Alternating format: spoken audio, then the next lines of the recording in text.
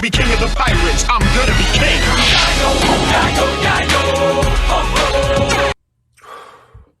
One Piece has solidified itself as one of my second favorite anime / manga series. Just the way that Oda writes everything, and I've said this plenty of times on my Twitch streams. If you guys aren't watching the Twitch streams, go ahead, check the link in the description where I do Twitch streams of One Piece manga readings. But the way that Oda does his storytelling, ooh, the way everything just meshes together, it makes sense. It all comes together towards the end. The way the little seeds that he plants throughout the series, the little seeds that he plants throughout the storyline that he's developing at that moment, and the way it all just connects, the way it all seamlessly just comes together, and it just makes so much sense. It just comes out so perfectly. One Piece is one of the greatest shonens, if not maybe the greatest shonen of all time. What's up, you guys? Chase the Dark Sage here. We are back with another One Piece manga review. In this video, let me go ahead and check my notes real quick. Yeah, guys, so this video right here is going from chapters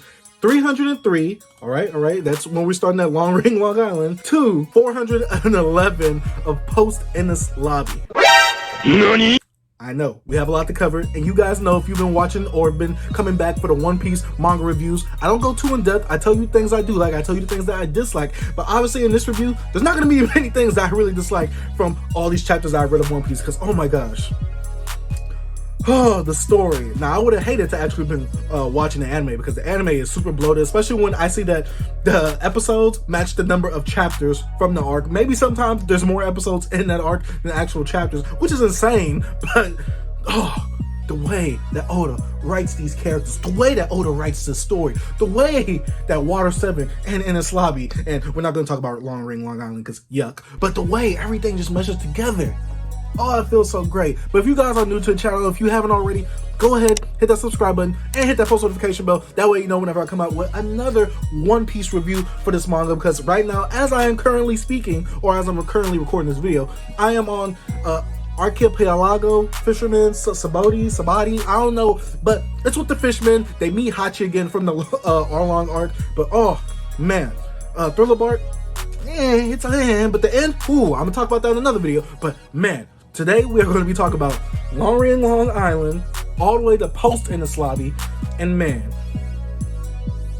let's get into the video. But before we get into the video, y'all already know I gotta shout out my Patreon pledges for going ahead and financially supporting the channel, and myself. I gotta say I highly appreciate what you guys are doing for me, and I gotta say that you guys are helping my YouTube dreams look more like a career for me, so I gotta say I highly appreciate y'all. And I gotta give a shout out to my returning viewers and subscribers and notification squad for, you know, sticking around with your boy. And I gotta say shout out to everybody who's been coming to the One Piece manga reviews, because I know a lot of people that are my subscriber base probably ain't watching these videos, but I do love the people that are coming and watching these videos. And you, whoever you are, whether you're a returning viewer or subscriber, you're a new viewer, or you're a Patreon pledger, I love you. Thank you for coming to the review. Now let's go ahead and let me give you some of my opinions on these arcs. Now, first off, we're gonna start with Long Ring, Long Island, or Long Ring, Long Land. I've been calling it Long Ring, Long Island. I don't know, because when I read it fast, that's what it says, but it's really Long Ring, Long Land. Now, this arc was 19 chapters, coming from chapters 303 to 321. So if you see me looking off, it's because I'm looking at my notes, because I have my notes right there. But 303 to 321, and man, this arc kind of was a doozy, as in me reading it, because I was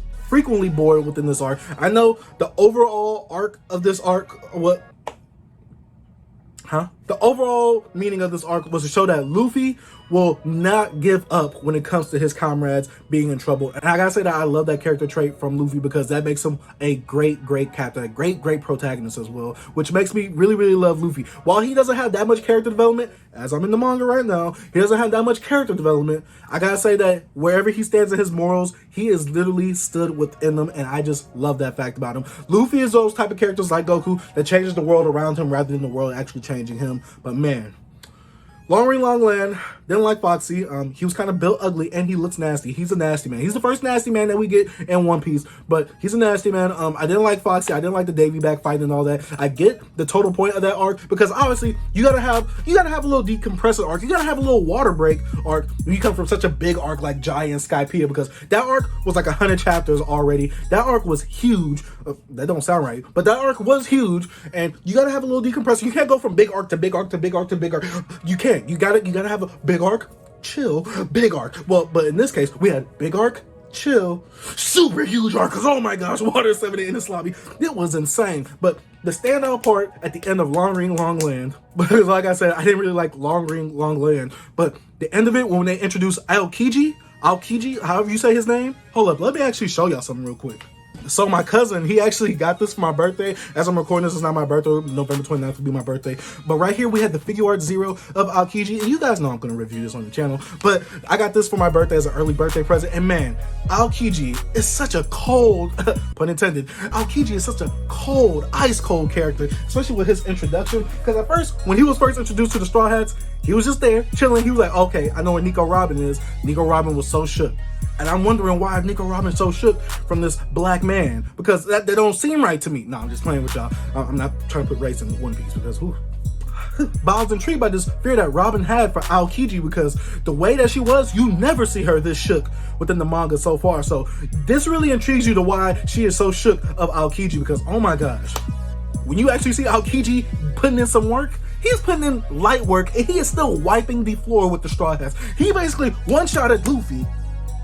And that just shows you that you shouldn't mess with Aokiji, because that boy is that guy. Enough to say, Aokiji has such a great character introduction, because at first he comes off super goofy, super lazy, and I thought, you know what, this character, he's not really gonna do much. But then when he starts fighting Zoro, Sanji, Luffy, and freezes Nico Robin, that character did a lot more than I thought. But after that, we get to the introduction of Water 7. And Water 7 was just an amazing arc. Just from the way it sets up, the way that Oda sets up this fantasy world where we come from Skypiea all the way to Water 7, a city that literally floats on top of water, and just the way that it's constructed, just the way that it looks, it's just extravagant. It just looks great. I gotta say, Oda puts a lot of detail into this world building, and I gotta say that this arc of Water 7 was amazing, especially when it connects to Enies Lobby. And I kind of want to put these two arcs actually together, because I know in the manga version, when you buy the manga, it actually puts these arcs together, calling it all Water 7 instead of Water 7 then Enies Lobby. But for video purposes, and since I don't want to be milking One Piece, I'm going to put Enies Lobby and Water 7 in this video. Like I said, this video won't be too long. I won't be going too in depth with each of these arcs, but I gotta say that Water 7 was a great arc. The characters, the character introductions, all the little twists and turns that Water 7 included within the One Piece manga, I gotta say that they were all fantastic. They were all welcome to your boy, because whew, I couldn't put down that Shonen Jump app once I started reading Water 7, because just the way the characters are introduced, like Frankie, the way he's introduced as this bandit that just dismantles ships for no reason. Then you got the mayor, Iceberg, who obviously just seems like a good guy with the shipwrights and all that. And then you got the fall of Going Merry. Oh my gosh. The way that Usopp relates himself to the Going Merry and himself both being somewhat useless characters, or characters that might not be of use to the crew later on, it was just so amazing. The way that Oda actually details it, and the argument that Usopp and Luffy have within that manga itself, it just seems so real, it just seems so relatable, that it just was just so personal. Like, it almost gave me a tear-jerking moment, because Usopp really feels for the Merry-Go. This is the one thing that he has from his village, and honestly, it's gonna go, because honestly, the Going Merry, or the Merry-Go, depending on how you see the translation, because I get the names confused, but the Going Merry, because I know y'all like to correct me in the comments, the Going Merry, oh my gosh, yeah, the Going Merry after this arc could not make it past Enies Lobby, and wow, the way that they just go, because we've been with this ship since Syrup Village all the way to now, and it's just crazy that they had to basically kill a member of the crew. The Going Merry felt like a member of the Straw Hats, and this felt like the first loss that we ever get in One Piece. I just feel like this was such a great way that Oda took this in a direction where you have to introduce Frankie as a shipwright and fixing up with the Thousand Sunny and things like that. I just really love the way that Oda actually took his characters, took the attitude, took the mood of the story, and just fleshed it out like that. I feel like all the emotions and everything like that, I felt it through the pages of just reading it. And that's one thing I do love about reading One Piece. You feel all the characters' emotions. You know how the characters act. You know how they are without actually watching the anime. Needless to say, though, I did like the wacky characters in Water 7. But, man, CP9. First of all, they all kind of drippy with the mounting outfits. But CP9. Ooh, Oda, you bastard. Because, whew, Oda. CP9. Then they had the 6 fighting style thing where they do the iron body, the shave, and all that. First of all, they're basically on par with some devil fruit users. And I gotta say that that was such a great thing that I felt like Oda could do, because honestly, when you feel like you see the devil fruit powers, you feel like no one can really overpower them. I know later on Haki is introduced. I don't know too much about Haki. I just know of Haki. But I know Haki is later introduced. But as of right now, there's nothing that can really combat devil fruit users except for the 6 power thing or 6 fighting style thing. That was such a great way to actually combat the devil fruit users, because obviously Luffy seems pretty OP and all devil fruit users seem pretty OP. But when Luffy actually meets his match with these 6 fighting style members of CP9, fantastic with the iron body. And then in Enies Lobby, when you actually get Luffy going his first gear or doing his first like transformation buffing technique where he actually uses a gear, I gotta say, Oda, you're pretty good, because I remember there was this one panel that said, I want to try this new move out. And you see Luffy walking away, and I was thinking, I was on stream, and I speculated, is that the gear? Are we about to get to the gears? And then when you see Luffy activate that gear against Blueno, however you say his name. Oh my gosh. Oh my gosh. And since we're here, let's go ahead and talk about Enies Lobby, because Enies Lobby, it might be one of the best shonen arcs of all shonen arcs, because oh my gosh, when you first get to Enies Lobby, it's action, it's smoke everywhere. This reminds me of when I watched Attack on Titan season 3 part 2, and oh, I couldn't put I couldn't put the app down. I couldn't put the app down because there was so much happening. Every character gets their own shine, and then we get the introduction of Soga King, the GOAT, the king of snipers. Who could be better than Soga King? Now, I wish Usopp would have had a little more shine in this, but I mean, Soga King did take his place, so I am cool with Soga King and replacing Usopp, because Usopp, he really wasn't doing anything, and then plus he ran out on the crew. I really wish he wouldn't have done that, but Soga King did come in to replace his place, so I really do like that. I kind of wish he would have joined the Straw Hats back instead of Usopp, but you know, Soga King is the GOAT nonetheless. So the introduction of Soga King was great. The introduction of the Gear 2, Gear 3 was great. Rob Lucci, and Luffy's fight. Excellent. When Chopper used the 3 Rumble Balls. Excellent.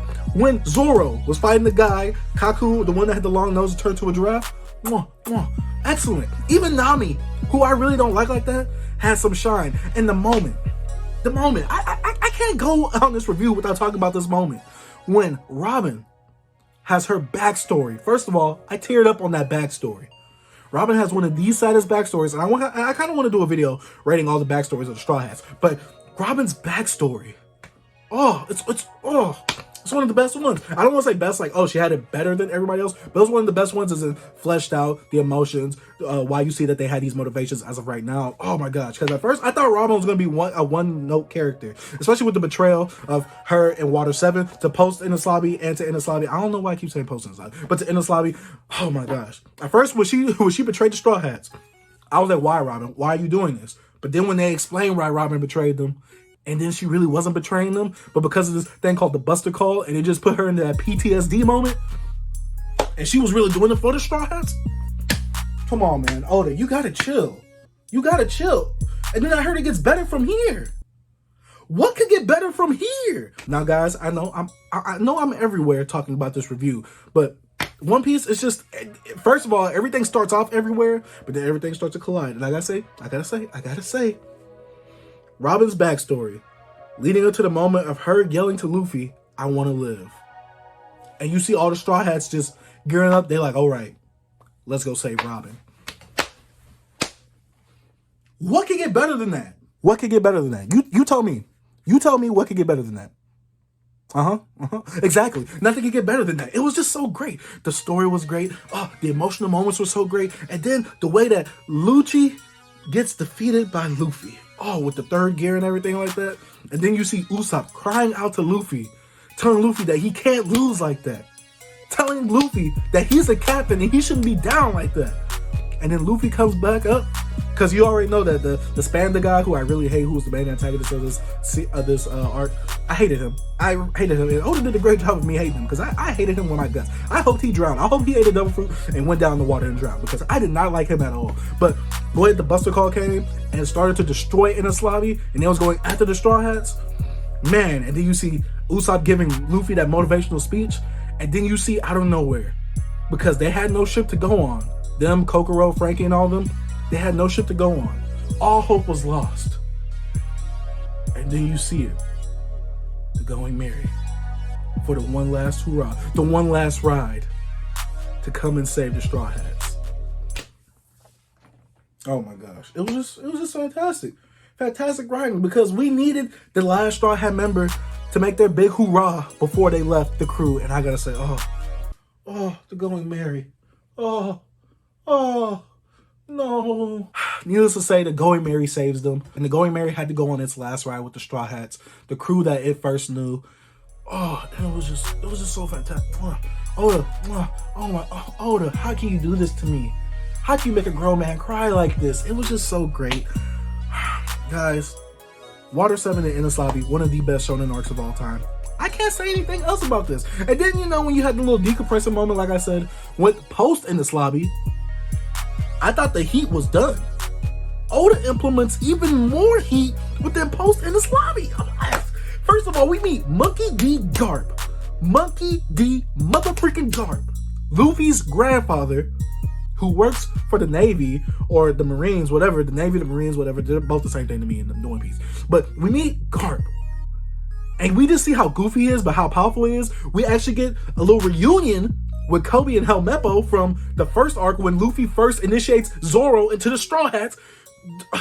The character growth with Helmeppo, who I hated, and I still kind of hate because he's a whiny crybaby, and the growth with Kobe, even though we see him on the cover chapters, and people told me, always read the cover chapters, and oh my gosh, Oda, what are you doing? And I love Garp. Garp is probably one of my favorite characters in One Piece, just off of how he is with that little introduction and that little time that we have with him and Post-Enies Lobby. And then at the end, when we see Shanks talk with Whitebeard, it was so chilling. Like, I had goosebumps coming up. My hairs were standing up off my skin. Because Shanks and Whitebeard, two legendary pirates talking together, sitting together. It's like Jay-Z and Nas in the same. Well, no, because Jay-Z, no, Tupac and Biggie is like, you know, Goldie Rogers and Whitebeard. So I gotta give Shanks Jay-Z title. I gotta give Shanks the Jay-Z title. But man, it's like saying Biggie and Jay-Z in the same.